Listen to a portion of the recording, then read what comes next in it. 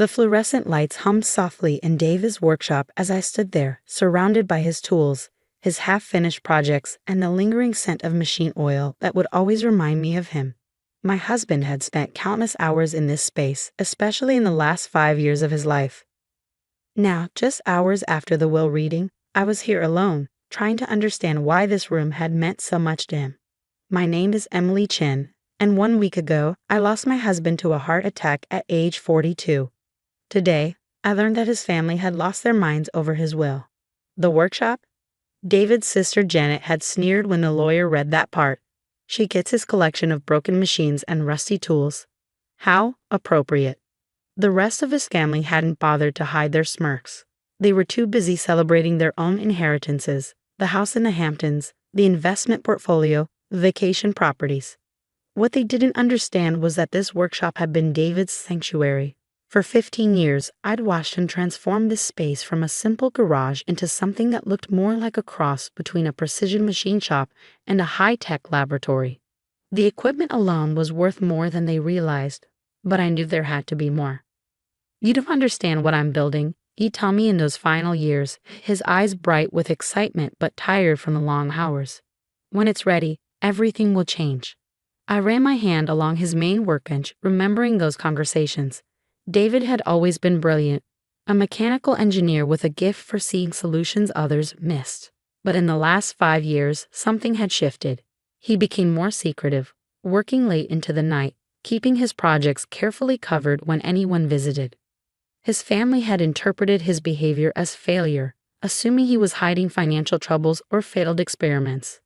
Poor Emily, his mother would say at family gatherings, stuck with a dreamer who can't even succeed as a simple engineer. They never knew that David had quit his corporate job not because he failed, but because he discovered something too important to trust to his employers, something he needed to develop independently away from corporate control and profit motives. A metallic glint caught my eye, something tucked behind a panel under his main computer station. My hands trembled slightly as I removed the panel, revealing a small safe I'd never seen before.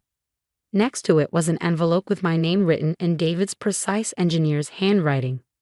"My dearest Emily," the letter began, "if you're reading this, something has happened to me before I could complete my work. But I know you'll understand what needs to be done. The safe combination is the date we first met. You were the beginning of everything good in my life, and you'll be the one to finish what I started." I wiped away tears as I entered the numbers. Inside the safe was a single USB drive and another note. "Watch this alone, then decide." My laptop whirred to life as I plugged in the drive. Folders appeared, meticulously organized in David's style: technical drawings, simulation data, and a video file dated just 2 weeks ago. David's face filled my screen, looking tired but excited. "Hi, love," he said, and I had to pause the video for a moment, overwhelmed by hearing his voice again. When I continued, his words left me breathless. "What I'm about to show you is going to change everything, not just for us, but for the world. 5 years ago, I discovered something while working on military contract projects. Something they didn't even realize was possible." He held up a small device, barely larger than a smartphone. "This prototype combines quantum tunneling principles with a new type of energy collection system. In simple terms, it can generate clean, nearly unlimited power from ambient temperature differences. No fuel, no emissions, just pure energy from the heat already present in our environment." My mind raced as I understood the implications. If what he was saying was true, this technology could revolutionize energy production worldwide. No wonder he'd been so secretive. "The military contractors," David continued, his expression growing serious, "they wanted to weaponize this, use it for strategic advantages. But this is too important for that. It needs to help everyone, not just the powerful." He explained how he'd spent years perfecting the technology, testing it in ways that wouldn't attract attention. The various machines in his workshop had been cover for his real work, each one containing small tests of his components hidden in plain sight. "I've arranged everything you'll need," he continued. "The patents are already filed under a private trust. The prototypes work. All the documentation is here, but most importantly," he leaned closer to the camera, "I trust you to handle this the right way, to make sure it helps people instead of being buried by those who profit from the current system." There was more detailed technical documentation, test results, even a list of trusted contacts who could help develop and protect the technology. But my attention was drawn to a final video file, dated the day before his heart attack. Emily, he looked exhausted but triumphant. It works. The final prototype exceeded all expectations. Tomorrow, I'll show you everything. Well, finally, the video cut off abruptly. Tomorrow never came. Instead, I got a call from his workshop's security system, alerting me that his vital signs had flatlined. By the time the ambulance arrived, he was gone. Now, sitting in his workshop surrounded by what his family thought was worthless junk, I understood the true magnitude of his legacy and the responsibility that came with it. A text message buzzed on my phone. Janet, dear, we've been thinking. We'll take that cluttered workshop off your hands. Say $5,000. Better than dealing with all that mess. I set the phone aside without replying. First, I needed to understand exactly what David had created.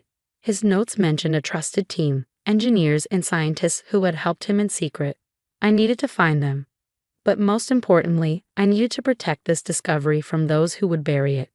The same forces that had made David so cautious would soon realize what he'd achieved. His family's disdain had actually given us an advantage. No one was looking too closely at the worthless workshop.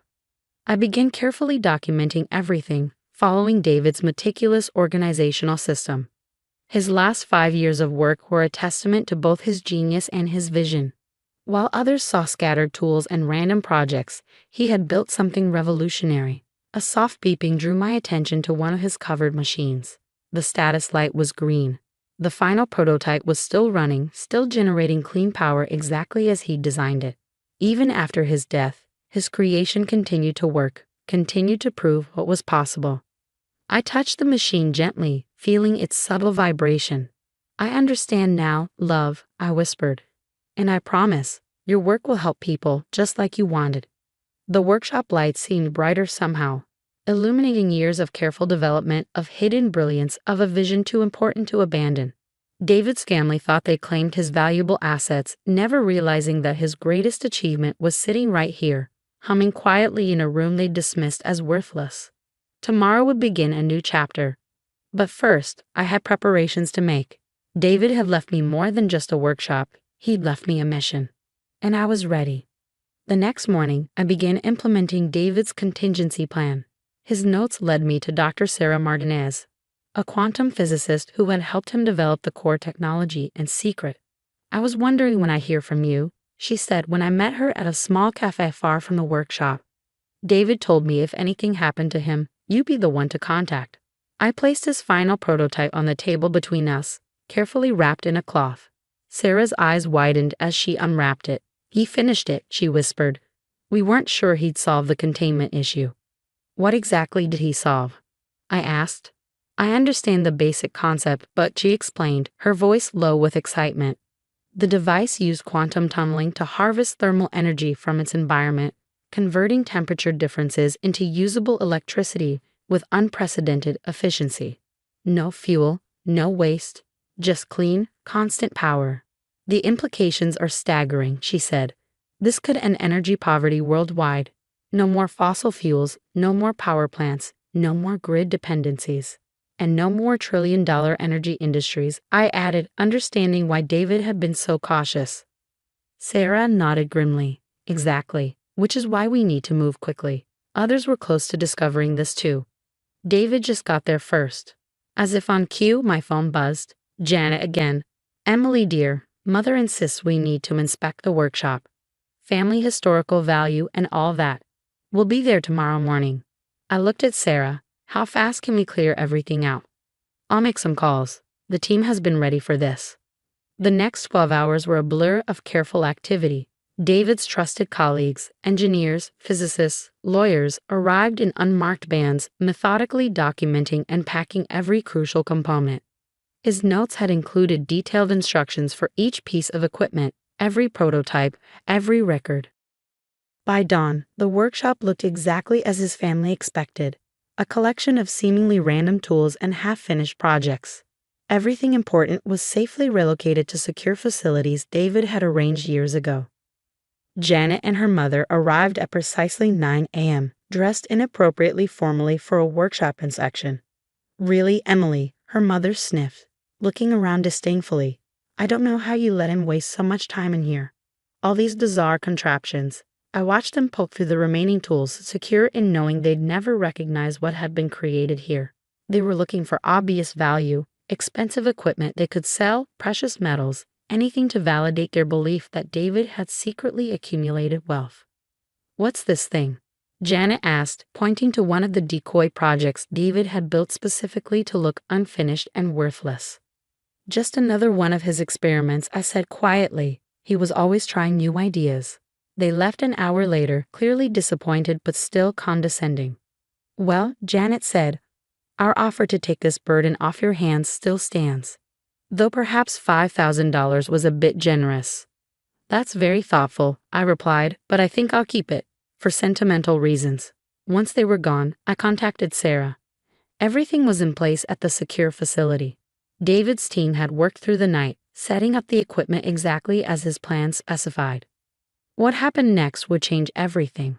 Over the next week, we ran comprehensive tests on the final prototype. Every trial confirmed what David had achieved. Stable, clean energy production at a scale that defied conventional physics. His documentation was flawless, his patents airtight. Then came the moment I'd been both anticipating and dreading. We needed to take a technology public before someone else developed it with less altruistic intentions. I chose the venue carefully, a renowned technical university with a track record of ethical innovation. The presentation was scheduled, invitations sent to carefully selected scientists, journalists, and industry experts. The morning of the demonstration, Janet sent one final text. Heard you're doing some sort of science presentation. Don't embarrass the family more than you already have. I didn't reply. In a few hours, embarrassment would be the last thing on their minds. The auditorium was packed. Sarah and I had prepared meticulously, knowing that skepticism would be our biggest initial hurdle. The device sat on a table, humming quietly, powering the entire presentation setup without any external input. Ladies and gentlemen, I began. What you're about to see will fundamentally change how we think about energy production. The demonstration was flawless. Sensors confirmed the power output. Independent experts verified the readings. When we opened the device to show its internal workings, the auditorium erupted in gasps and furious note-taking. Questions flew from all directions. How was this possible? When could it be scaled up? Who owned the patents? The technology, I announced, belongs to the Chen Clean Energy Trust, established by my late husband David Chen. And we're here to ensure it benefits everyone, not just the highest bidder. The media explosion was immediate. By evening, every major news outlet was covering the story. Revolutionary clean energy technology unveiled. Engineers' final gift to humanity. Energy industry faces paradigm shift. My phone began ringing constantly. Janet, her mother, lawyers claiming to represent family interests. I let them all go to voicemail. Instead, I focused on implementing David's plan. The trust was structured to prevent monopolization. The technology would be licensed affordably, with strict conditions ensuring it remained accessible to developing nations and communities most in need of energy independence. 1 week after the announcement, as media crews camped outside the family's Hampton house hoping for comments, Janet finally cornered me at David's grave, where I'd gone to place fresh flowers. You knew, she accused. All this time, you knew what he was building. No, I replied honestly. I just trusted him. I knew whatever he was working on was important, even if I didn't understand it then. But the family should have a say in how this is handled. The profits will go exactly where David intended. I cut in firmly, to making clean energy accessible to everyone. That's worth more than any amount of private profit. She left in tears, finally understanding what they'd all dismissed. The worthless workshop had contained something more valuable than all their inherited properties combined, not just in monetary terms, but in its potential to help humanity. 3 months later, I stood in our new research facility, watching teams of engineers develop practical applications of David's technology. The first home units were already in production. Remote communities would be the first recipients, followed by hospitals, schools, and other critical infrastructure. Sarah joined me, holding up a tablet showing the latest test results. He would be proud, she said softly, not just of the technology, but of how you've handled everything. I nodded, thinking of the small prototype that still sat in my office, the first one that had shown me what David had achieved.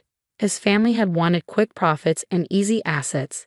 They never understood that true value isn't always obvious, that the greatest legacies aren't always the ones you can put in a bank account. The facility hummed with activity. Engineers testing new applications, researchers exploring improvements, teams coordinating global implementation plans. David's workshop had been just the beginning. His vision was becoming reality in ways even he might not have imagined. That evening, I visited the workshop one last time before it would be converted into a museum documenting the technology's development. Janet's final offer letter lay unopened on the workbench, their last attempt to claim what they'd once mocked. I smiled, remembering David's words from his final video. This needs to help everyone, not just the powerful. He trusted me to ensure that happened, and I wouldn't let him down. The workshop lights flickered on automatically, powered by one of his early prototypes. Soon, similar technology would light homes and power communities worldwide. Clean, sustainable energy, just as he dreamed. His family had fought over properties and portfolios, never realizing that David's true legacy was something far more valuable: the power to change the world for the better. As I locked up the workshop for the last time, I thought about how appearances can deceive. They'd seen a cluttered garage full of failed experiments. David had seen the future, and now that future was becoming reality, one clean kilowatt at a time. The next generation of devices would be even more efficient, more accessible. Communities that had never had reliable power would soon be energy independent. Hospitals would never lose electricity during storms. Schools in remote areas would have constant access to modern educational tools. That was David's real inheritance, not just to me or his family, but to everyone. A gift that would keep giving, keep growing, keep helping long after all of us were gone. And somewhere I knew he was smiling.